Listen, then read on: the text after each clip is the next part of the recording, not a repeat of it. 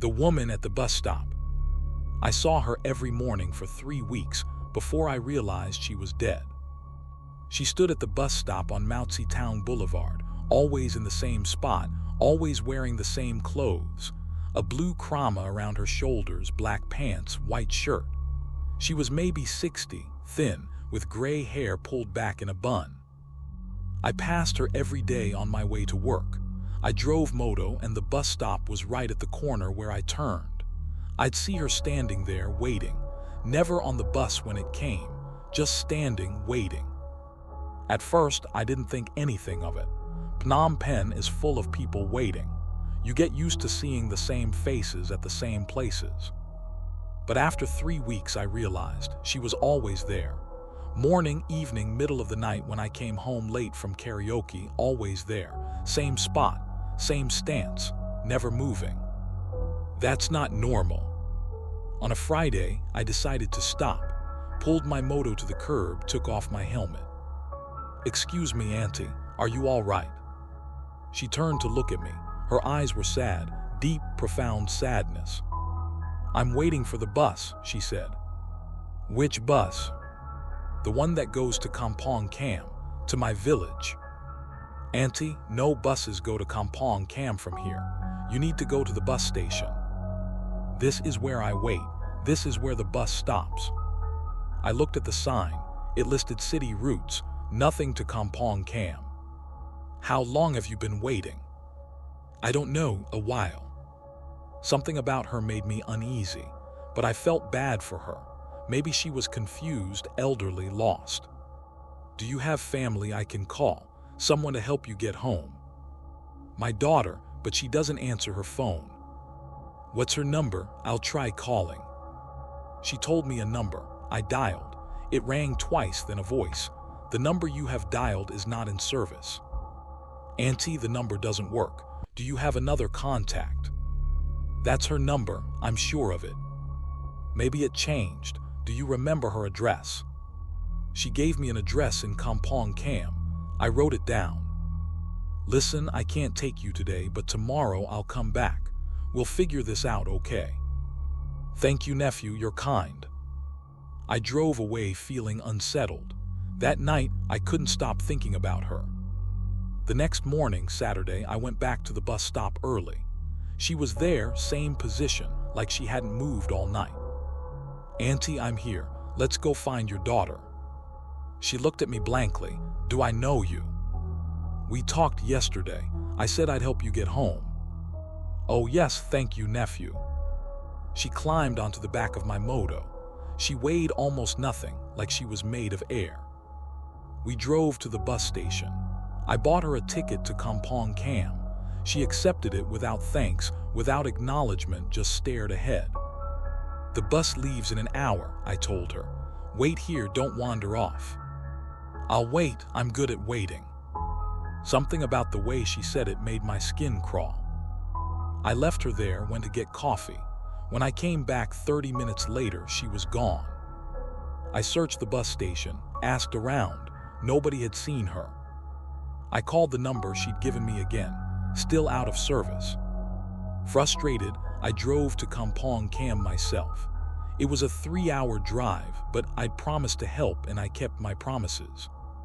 The address she'd given was a small wooden house on the outskirts of town. I knocked. A woman in her 30s answered. "Excuse me, I'm looking for someone. An older woman, maybe your mother. I found her in Phnom Penh and..." The woman's face went white. "What did you say?" "I found an older woman at a bus stop. She said she was trying to get home to Kampong Cam, to this address." "What did she look like?" I described her. The blue krama, the gray hair, the sad eyes. The woman started crying. "That's my mother, but she's dead. She died 3 years ago." My blood went cold.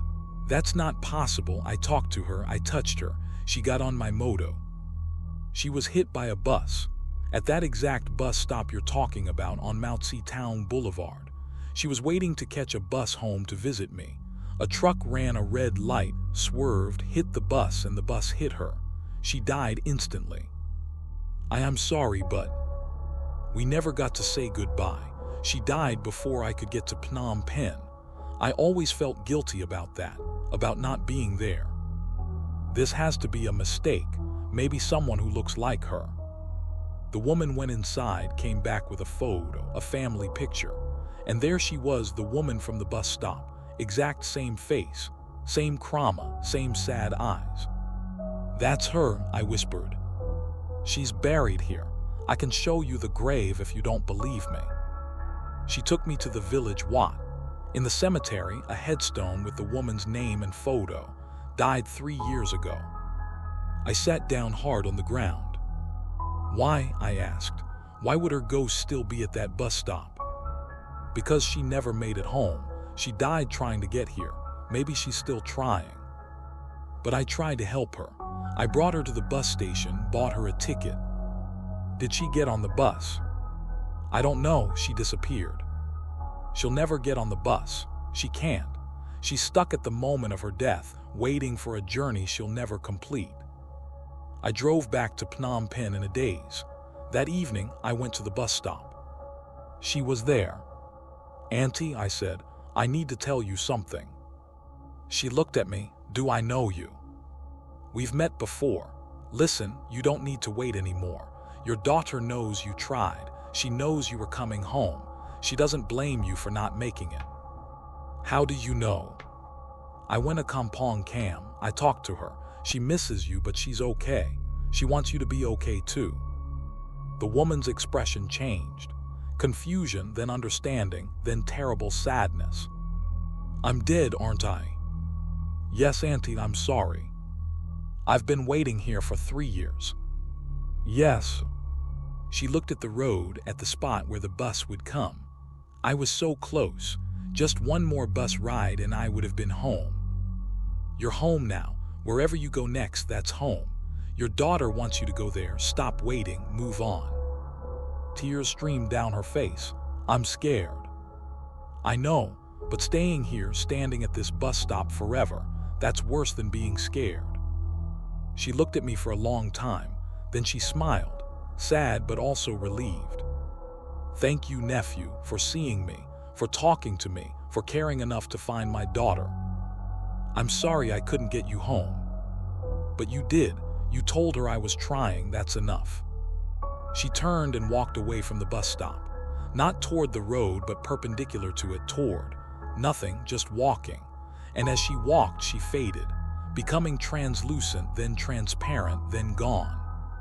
The bus stop felt different after that, emptier, but also lighter, like a weight had been lifted. I still pass that bus stop every day on my way to work. Sometimes I slow down, look at the spot where she used to stand. It's always empty now. But I think about her, about how she spent 3 years waiting for a bus that would never come. About how death doesn't always free us from our routines, our obligations, our unfinished journeys. I think about all the other ghosts in Phnom Penh, and there must be thousands. People who died in traffic accidents, in construction collapses, in fires and floods, and all the ordinary disasters of city life. How many of them are still here, stuck in the moment of their death, confused and lost? I started noticing them after that. Or maybe I'd always seen them and just didn't realize what I was seeing. The man who stands at the same intersection downtown, looking both ways but never crossing. The child on the riverside who throws stones into the water, same motion, over and over, never running out of stones. The woman in the market who arranges the same fruits on the same table but never has any customers. They're all stuck, all waiting for something that will never come. And most people walk right past them without noticing. But I notice now, and sometimes when I have time I stop, I talk to them, I ask what they're waiting for, I tell them it's okay to stop waiting, to move on. Most don't listen. They're too caught up in their pattern, their routine, their endless loop of unfinished business. But occasionally one does, like the old woman at the bus stop. They listen, they understand, and they walk away into whatever comes next. I don't know why I can see them when others can't. Maybe it's because I stopped for that woman, acknowledged her, treated her like she was real. Maybe that opened something in me.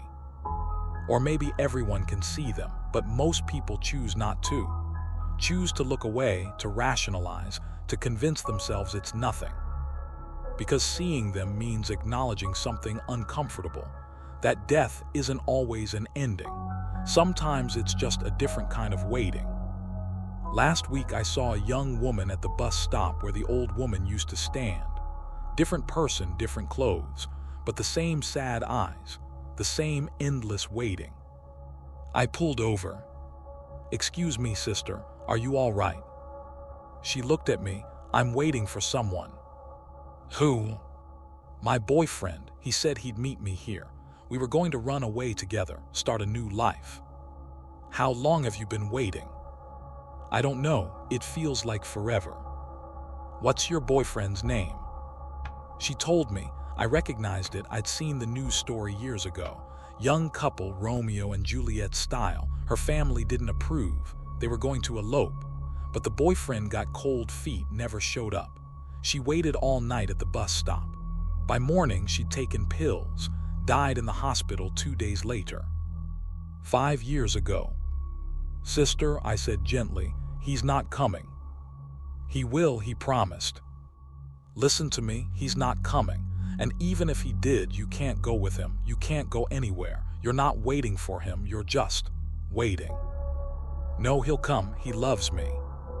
Maybe he did, but love wasn't enough. And now you're trapped here because you can't accept that. You don't understand. You're right, I don't understand what you went through. But I understand this. You're hurting yourself by staying. Every day you stand here is another day of pain, another day of disappointment. Let him go. Let yourself go. She looked at me with those sad eyes, and for a moment I thought she'd listen, thought she'd walk away like the old woman had. But then she turned back to the road. "He'll come, you'll see, he'll come." I tried to convince her for 20 minutes, got nowhere. Eventually I had to leave. She's still there now, I assume, still waiting, still hurting. Some ghosts want to be freed. Others cling to their pain because it's all they have left. Because letting go means admitting they were wrong, that their loved one failed them, that their death was meaningless. And that's too hard. Easier to keep waiting, keep hopping, keep standing at the same bus stop for eternity. I can't save them all. I learned that quickly. Some people, dead or alive, don't want to be saved. But I try. When I see them, when I have time, I try. Because someone needs to. Someone needs to acknowledge these lost souls, these waiting ghosts, these people who died with unfinished business and never moved on. Someone needs to tell them, it's okay to stop waiting. It's okay to let go. It's okay to move forward into the unknown, rather than staying stuck in a painful past. Sometimes they listen, more often they don't. But I keep trying. Because that old woman at the bus stop, she listened, and I saw the relief on her face when she finally let herself walk away. The peace that came from releasing 3 years of futile waiting. If I can give that to even one more ghost, it's worth it. The living move on, they have to. Life demands it. But the dead can get stuck, can loop the same moment, the same waiting, the same pain forever. Unless someone breaks the loop, unless someone sees them and says, you don't have to do this anymore. I drive past that bus stop every morning, and every morning I look for them, the waiting ghosts with their sad eyes and their endless patience. And when I see them, I stop. Because in a city of 2 million people, where everyone's rushing to get somewhere, someone needs to stop. Someone needs to see. Someone needs to care that these forgotten souls are still standing there, waiting for buses that will never come. It might as well be me. My friends think I'm crazy. Why do you talk to empty air? They ask. Why do you stop at random places and have conversations with no one? I tell them I'm talking to ghosts. They laugh, think I'm joking. Let them laugh, I know what I see. And more importantly, the ghosts know I see them. That matters to them, being seen, being acknowledged, Being told that their waiting hasn't been completely invisible, completely meaningless. Sometimes that's enough. Sometimes being seen is what finally allows them to let go. Not always, but sometimes. And sometimes is enough to keep me stopping, keep me talking, keep me trying to free the waiting dead from their endless loops. Because everyone deserves to finish their journey. Even if it takes 3 years. Even if it takes forever. Even if the journey ends somewhere other than where they were trying to go. Everyone deserves someone to say, "You can stop waiting now. You can go home." Even if home isn't a place anymore. Even if home is just the piece of finally moving on. The old woman taught me that. And now I pass it forward, one ghost at a time, one bus stop at a time. Until Phnom Penh has fewer waiting souls. Until the bus stops are empty of everyone except the living. Until the dead finally finish their journeys and find whatever comes next. It's slow work, endless work. But someone has to do it. And somehow it became me. The man who talks to ghosts at bus stops. The man who sees what others choose not to see. The man who stops when everyone else drives past. It's not the life I planned, but it's the life I have. And maybe, in a city haunted by war and genocide and countless ordinary tragedies, it's the life that's needed. Someone to stand witness. Someone to break the loops. Someone to tell the waiting dead, your wait is over. You can go home now. You can rest. Your journey is complete. Even if it didn't end where you expected.